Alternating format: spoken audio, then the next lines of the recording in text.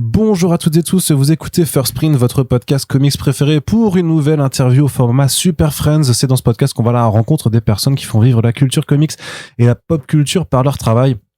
Et vous le savez, on adore faire des interviews avec des auteurs qu'on reçoit encore et encore, justement pour avoir un peu un suivi de long terme. Et donc c'est, je crois maintenant la 3e fois qu'on va recevoir Tom Taylor avec nous pour parler un petit peu de ses derniers projets en cours, et notamment avec l'arrivée de DC All-In, s'il pourra un petit peu nous dire comment il envisage le futur de sa carrière. Le générique se lance et on se retrouve avec Tom en anglais, bien entendu.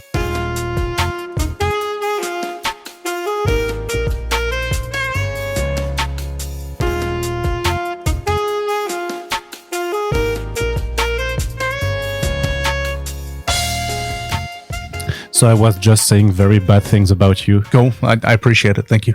Merci. How it's been 1 year since we last spoke, and I just wanted to know how is it going, because each time we speak, you just got more Eisner Awards on your back. It's quite impressive. How does it feel? Look, getting an Eisner Award is a bizarre feeling because I'm Australian and that's not supposed to happen. I'm not supposed to, as a comic book fan, being in that room with all of those people and sitting with Mark Waid and, people who I idolize, who are now my friends, like Scott Snyder and Tom King, and G. Willow Wilson was there, and Mariko Tamaki, and just being in that room is enough. You already feel like you've won, and then having to go up on stage and accept a cool award, which you're terrified will break in your luggage on the way home, because that's what happened to my last one, is, it's hard to describe, but it's a pretty amazing.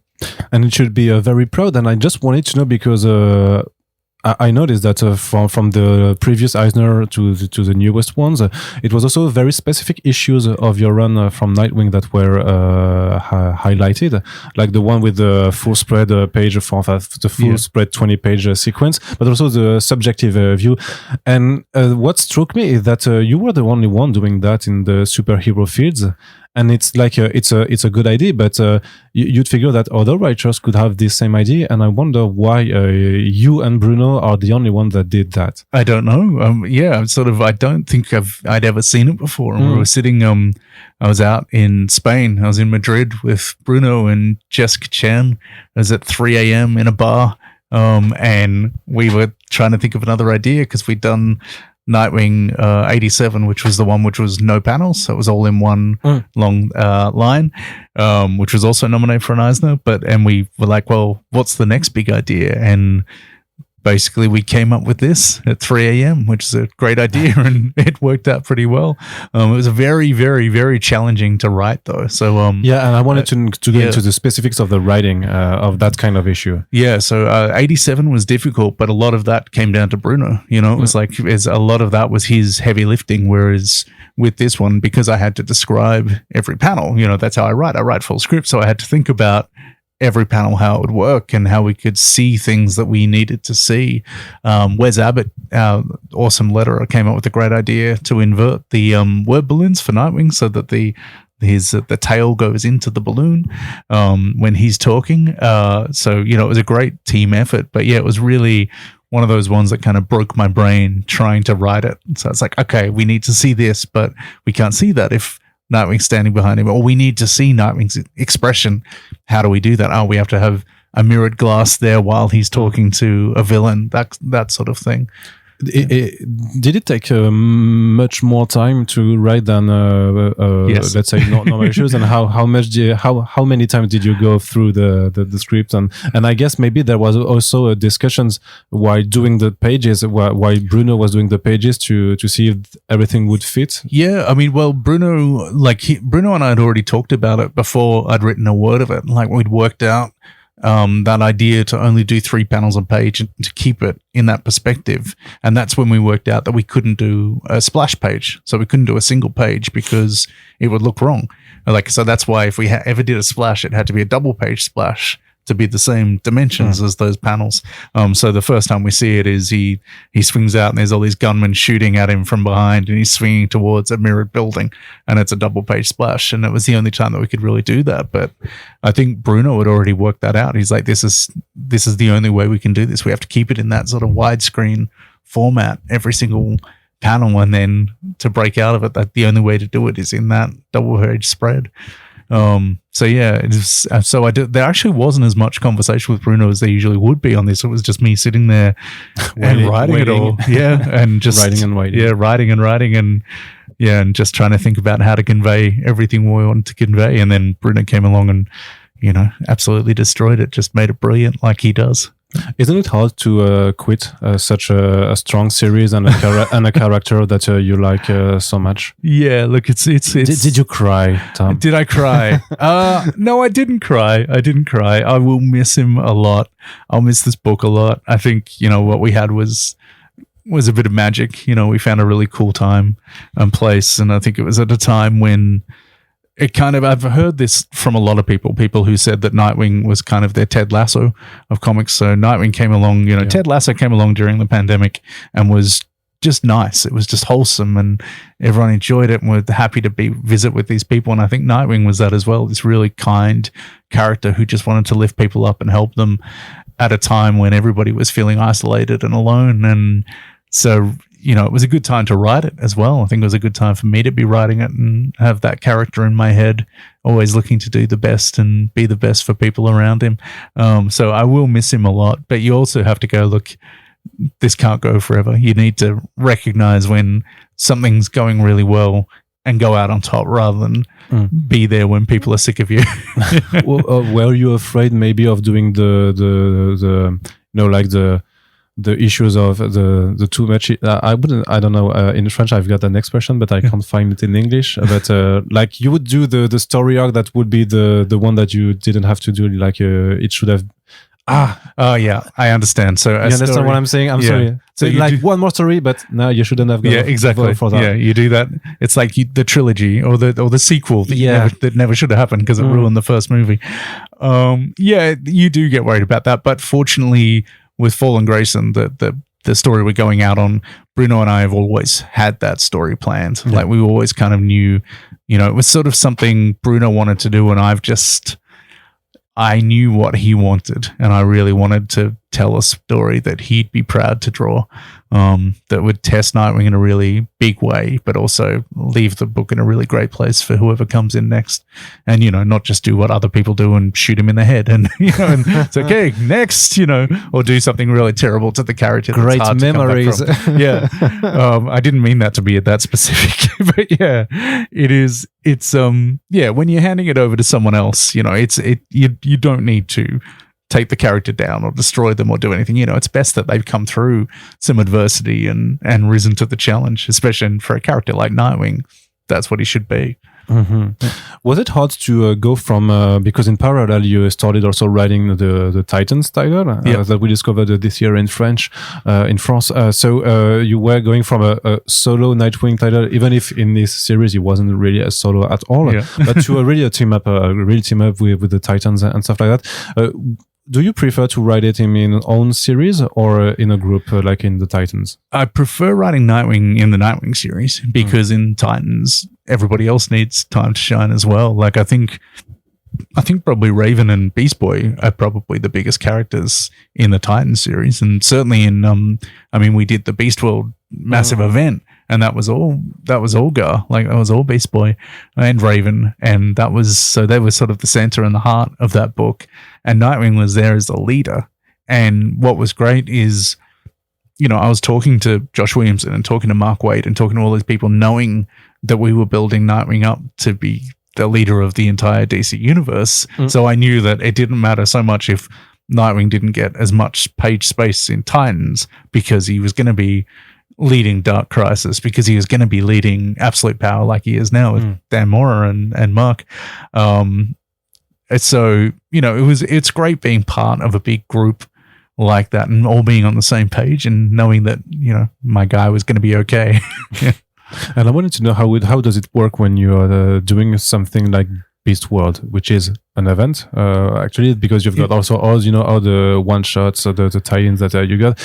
Are you managing the stuff? Is it with the editor? Are you just focusing on your series? How does it work? It's a bit of both. So basically, if you're in charge of an event, so if you're the steering it like I was, then they basically everybody else comes to you.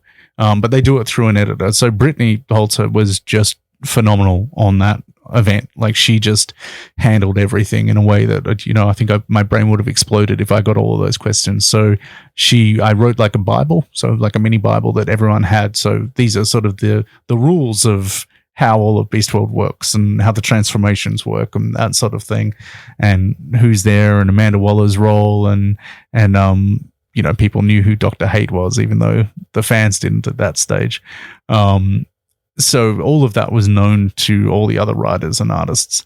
And then every so often they'd ask me a question like, can we do this? You know, can Batman be in Gotham here? I'm like, oh, well, if he does that, then he has to escape from, you know, the prison we have him in Titan's Tower, that sort of thing. So it's a lot of moving parts. But I think the editors took a lot of the weight off my shoulders on that event, and we just got to tell a really cool story that we're really happy with.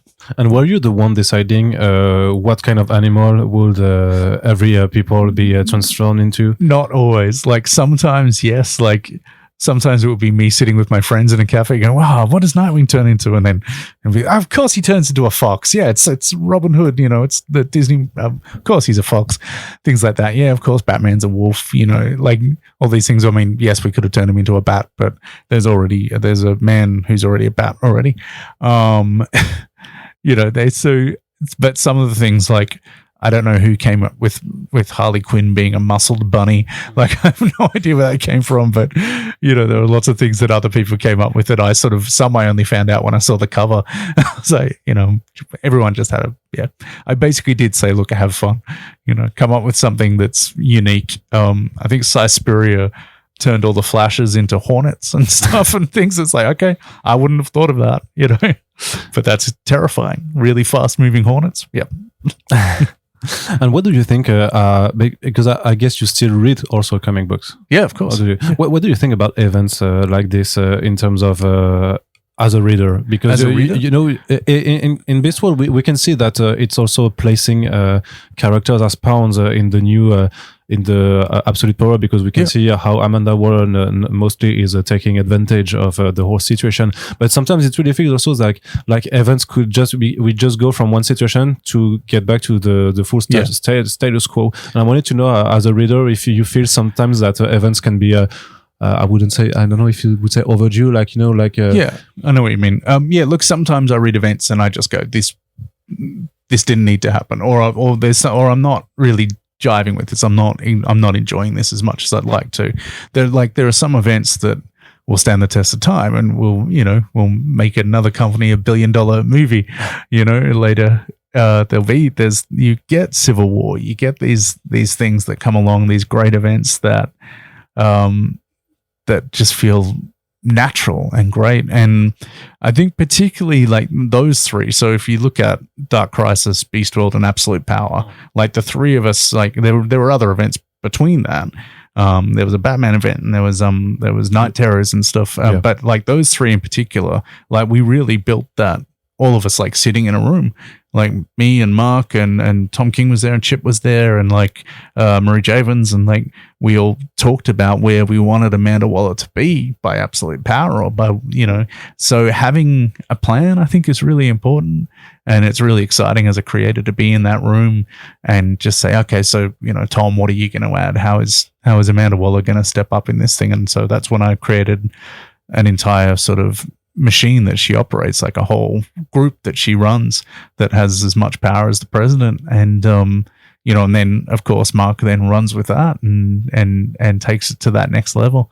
But you know, I understand the frustration anytime a reader's like, oh, I didn't want another event right now because I was really enjoying this book. You know, I don't want it to be tied into an event. And it quite happened, especially to your book. It happened really soon after the launch of your Titans series. Titans, yeah. It happened to a lot. I mean, Dawn of DC, so it sort of just kicked off, and then there was Night Terrors, and you know, there was some. I mean, I read a bunch of Night Terrors books that I really liked. I liked what Josh did with Dr. Hate, with that with the stone and all of that. There was some cool stuff. I loved what Andrew Constant did over in Titans.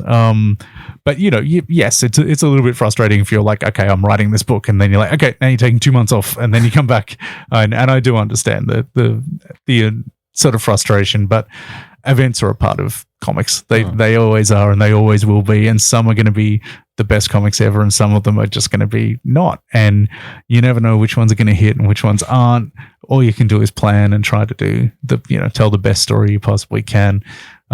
Beast World didn't affect too many books. Like a lot of them were just sort of one shots on top of. Like we didn't stop Batman so that it could have a Beast World tie and that sort of thing, and the story was quite self-contained. We just had it across Titans and across Thing, and there was everything else was set in cities, which I thought was really clever. So you had like there was a Gotham Beast World, there was a Beast World Fensor City, that sort of thing, and I think that was a really good way of doing it, because then you don't have to pause other stories, but yeah, events, sometimes they're great, sometimes they're not, but the same can be said of every comic ever.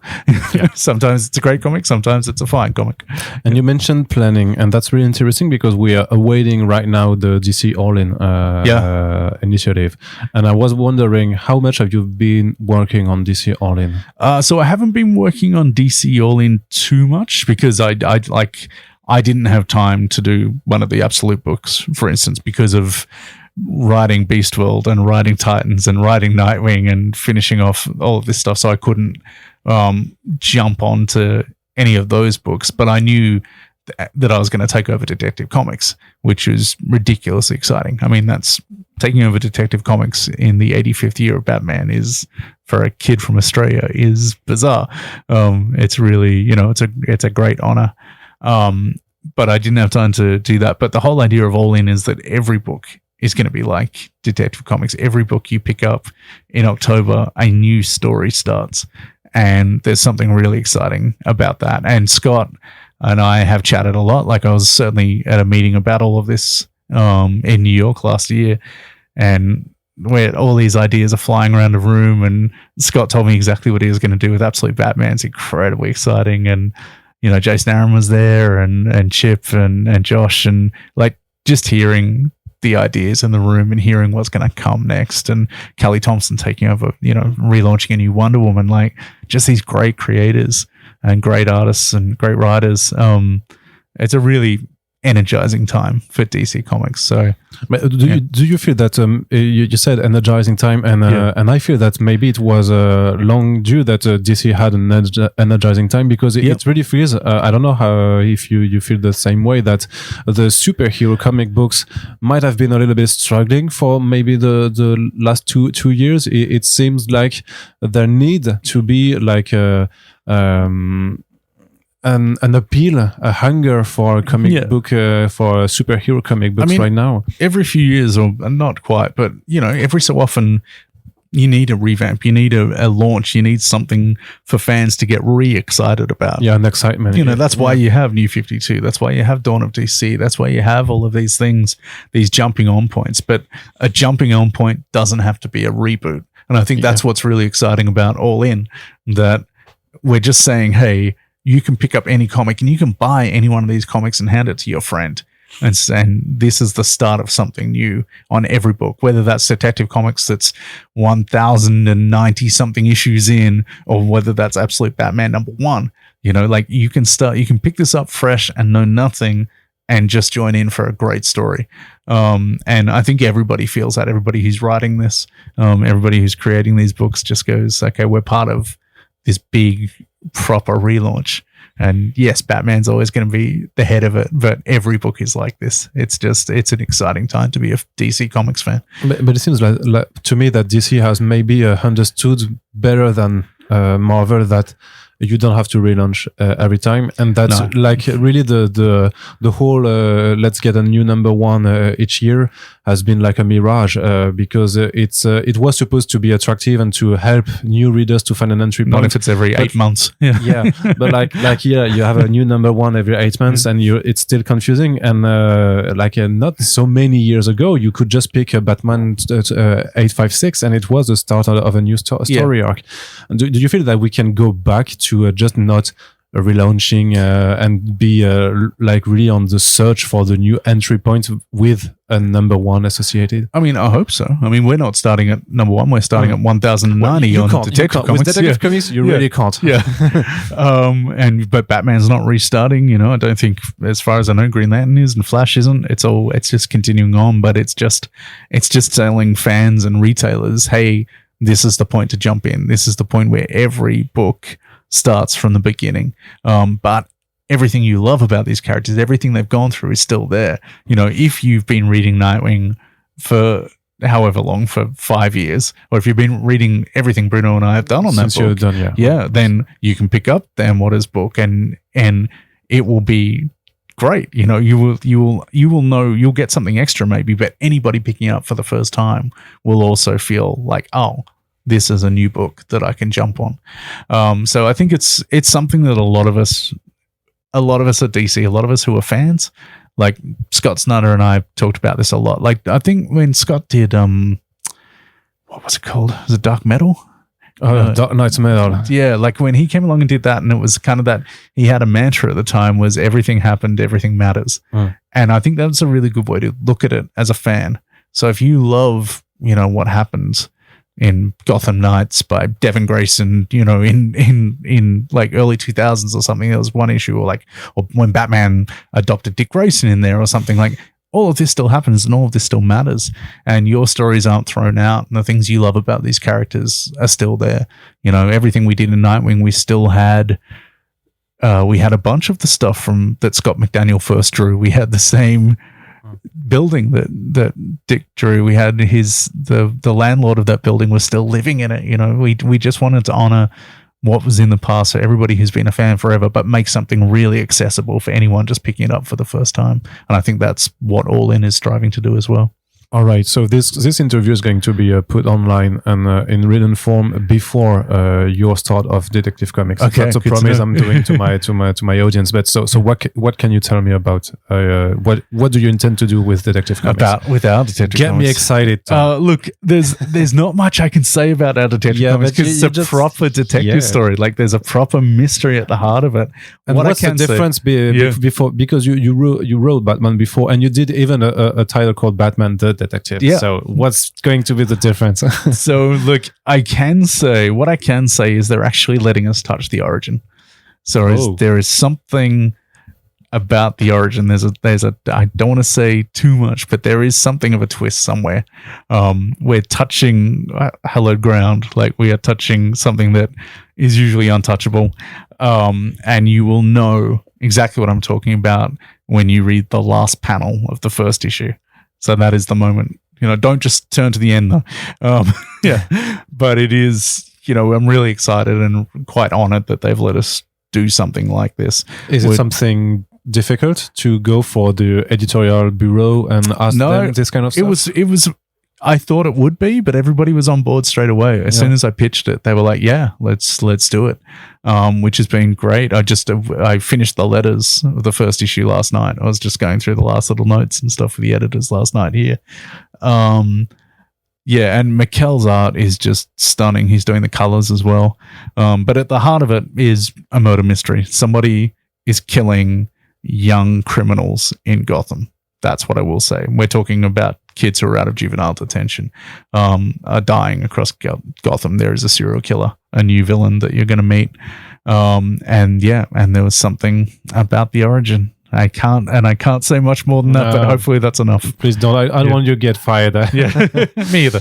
Yeah. And I wanted, because you and we spoke about it last year, but that you know that your comics tend to be quite lighthearted, and it was really fitted to a character like Nightwing. Yeah. But it can't to a Batman, because Batman is dark and brooding. Yeah, no, he just tells jokes the whole time. It's laugh a minute. No. So is it? Will you try in somehow to get some kind of lighthearted moments within a Batman story? Yeah, for sure. But you do that with characters that aren't Batman. You know, like I think this is going to be quite a personal story for Bruce Wayne in particular. This is something. Basically Bruce has offered something in the first issue, and it's a real test for him.